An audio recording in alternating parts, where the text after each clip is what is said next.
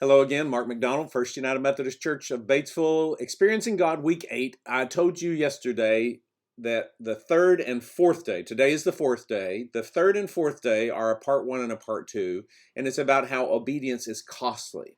And it's an overwhelming one. I want to tell you, as a pastor in the United Methodist Church, there is a hard discernment process that goes on when we get a call to ministry to be a pastor of any denomination, any church, to serve God in any way, therefore, because my call wasn't to be a pastor, it was to be a minister. You have a call just like I have a call.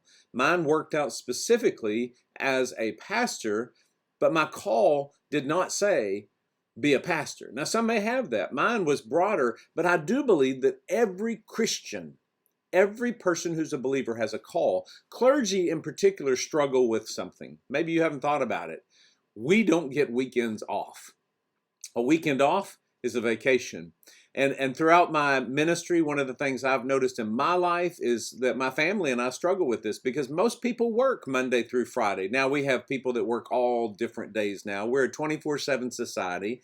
But in the majority of the workers in the United States, people get the weekend off, or at least they get 2 days off.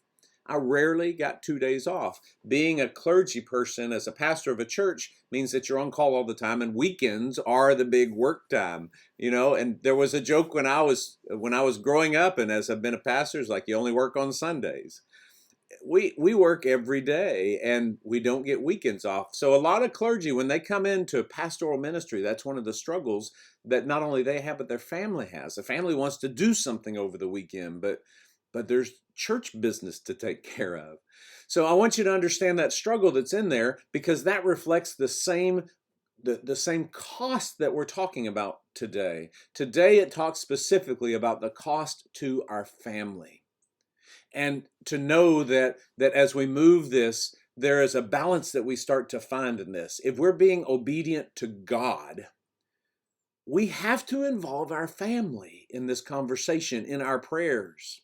We can't use others as an excuse not to do something. Well, I would like to be a pastor, but my family really doesn't want me to give up my weekends. That's not an excuse for God, or whatever the thing may be. It doesn't have to be about pastoral ministry. That's just my personal example.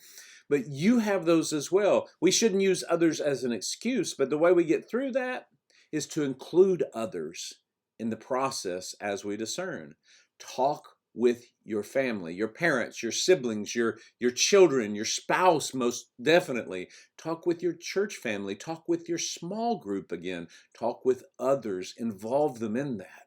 Because the decision that you make to follow God, to know and do the will of God, will affect others. So don't do this alone. Remember, in these 2 days, I said they can be overwhelming, and the assurance is that you're not alone in this. You always have God, but you can include others and feel even stronger in your decisions as you respond to God's word in your life. Work with it today and be a blessing.